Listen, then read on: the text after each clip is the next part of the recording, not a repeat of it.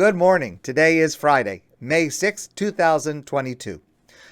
Before we begin, if you would indulge me just for a moment, last night I spoke about Rav Nata Greenblatt, who was this remarkable expert in Jewish law, who was my teacher and my mentor, and this morning I realized that I omitted something very important. And if you allow me just a moment to add this, I emphasized last night his brilliance, his expertise, but I should have also mentioned that Rav Nata was the warmest person you would ever meet. He could talk to and relate to everyone, regardless of their background, regardless of their level of knowledge, and he could understand character with an uncanny accuracy and depth of insight. Just a very short story. So among the many things I learned from Rav Nata was the subject of gerus, conversion. He was my first Rebbe in how to do gerus.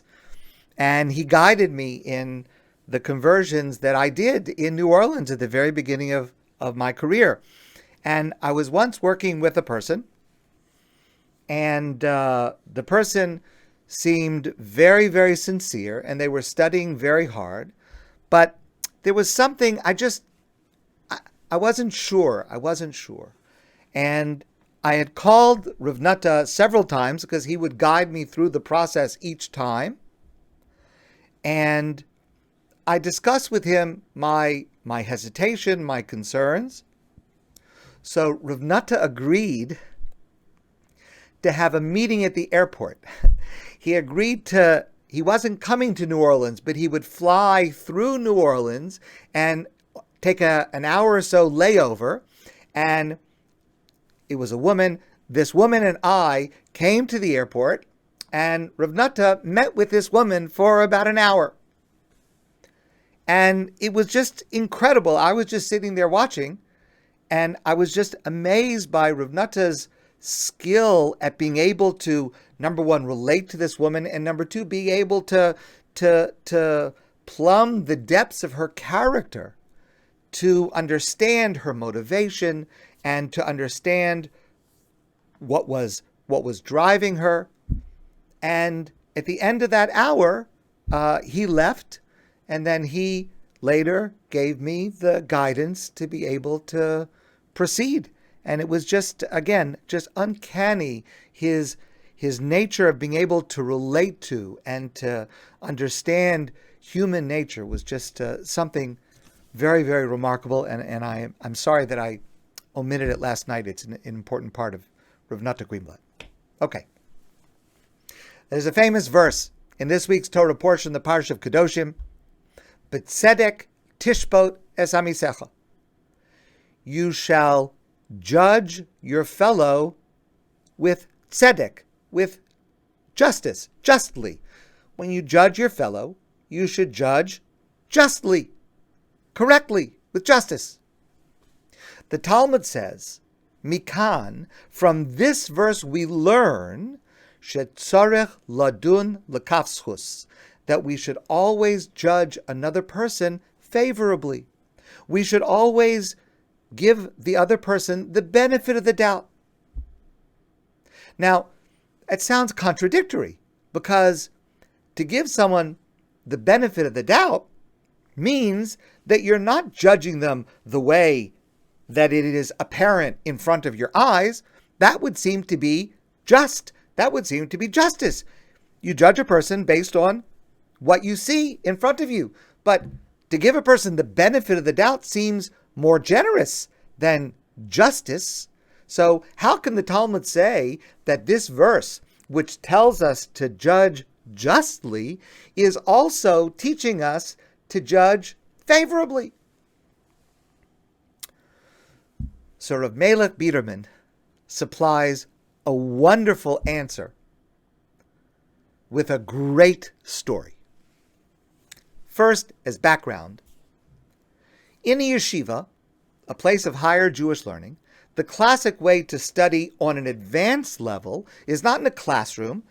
Classroom study is for lower levels usually, but once you reach an advanced level, you will study in pairs with a chavrusa, a study partner, and everyone, it could be dozens or it could be hundreds of people, everyone is in one large room called a beis medrash, a study hall, and everyone is studying either by themselves or in pairs.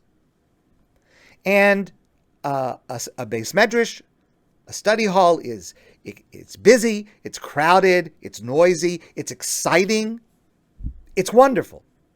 There is nothing like the intellectual energy that is crackling in a crowded beis medrash. Now, often, everyone or most of the scholars there, they are studying the same volume of Talmud. They study the same material. So I'm studying with my partner, you're studying with your partner. We're studying the same subject. So I could go over and ask you a question. You could come over and discuss something. And that's how it works. It's very interactive. But often, so you have in this one large room with, let's say, hundreds of people, and there are hundreds of copies of the same volume of Talmud, because almost everybody's studying the same thing. So there are great stacks and piles of the same one, the same volume. And very often, the volumes look alike. So it can be hard to keep track of which one is yours.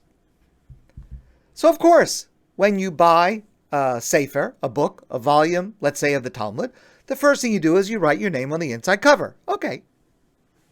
But there was a young man in Lakewood, New Jersey, which is one of the largest yeshivos in the world, and he was studying in a beis medrash with several hundred advanced scholars of Talmud.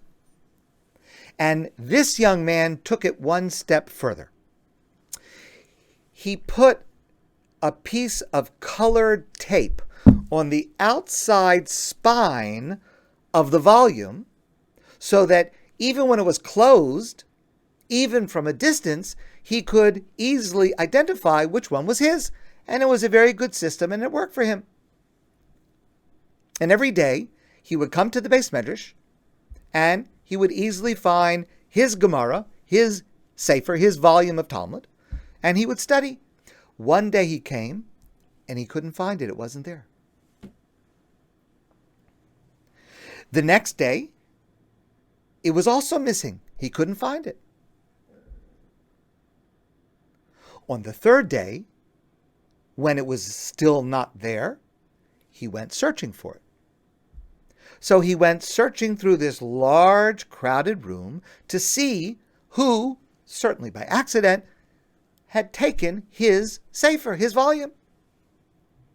So this person, let's make up a name. We'll call him Reuven. So Reuven is walking up and down the rows, and finally he sees someone he does not know. Let's call him Shimon. And this person, Shimon, is studying intensely from Reuven's sefer, from his book. And he could tell immediately because he saw his colored tape on the outside spine. So it was clear that Shimon had taken Reuven's volume. So Reuven said to Shimon, "Excuse me, I'm sorry to interrupt you, but is it possible, surely by accident, that maybe you were using my sefer?" Now, Reuven knows the answer. Clearly it was his. He could see the tape on the outside. But he didn't want to rush to judgment, so he asked it in a very delicate, polite manner.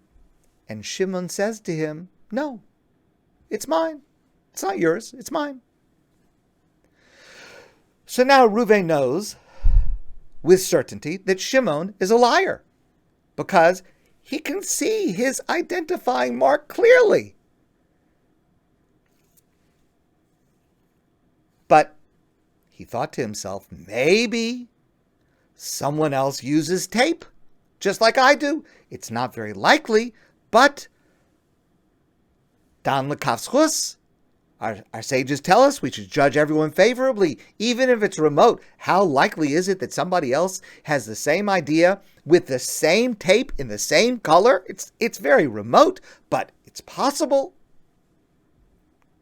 So, in order to be absolutely certain, Reuven says to Shimon, I understand, but is it possible that maybe you made a mistake? Would you mind just opening the front cover? Just open the front cover. And Shimon says, it's not necessary. This is mine. I know that it's mine. Reuven says, I understand. Please, I don't mean to bother you, but just open the cover and then I'll be gone. Shimon says, listen, it's not yours, it's mine. I know the answer, but okay, fine. You want me to open the cover. Shimon opens the front cover, and on the inside front cover, Reuven sees his name. Reuven! It's written there with a line crossing it out, and Shimon's name is below it. So now Reuven knows with certainty that Shimon is not only a liar, but he is a brazen liar. To be able, what chutzpah!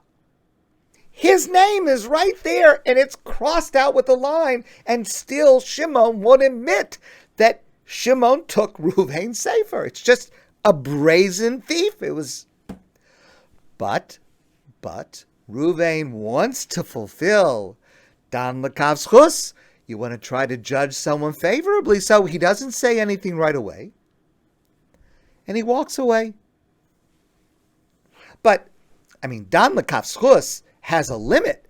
Dan lekaf zchus means you give someone the benefit of the doubt. That means that you can come up with some legitimate explanation, even if it's remote, even if it's not probable, but it is at least within the realm of possibility. If you see something that is so certain, Dan lekaf zchus doesn't mean black is white, white is black.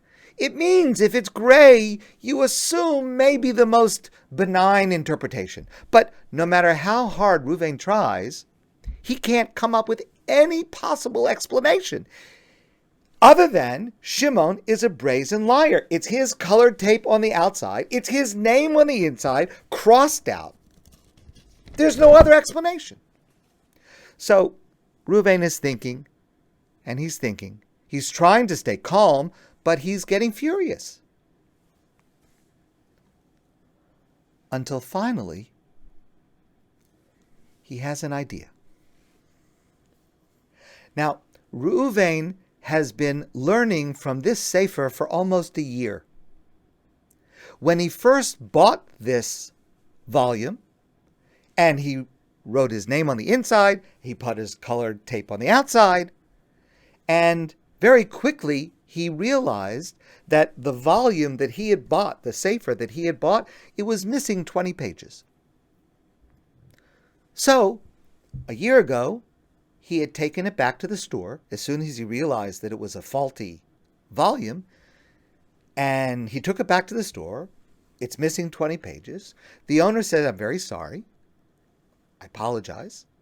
And the owner took back the faulty volume, and the owner gave Reuven a new volume that had all the pages, and Reuven took the new volume and put his name on the inside and put his tape on the outside.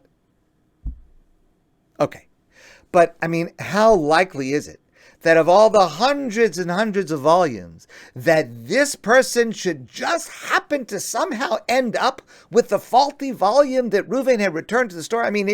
It's so remote, but it's possible. It's within the realm of possibility.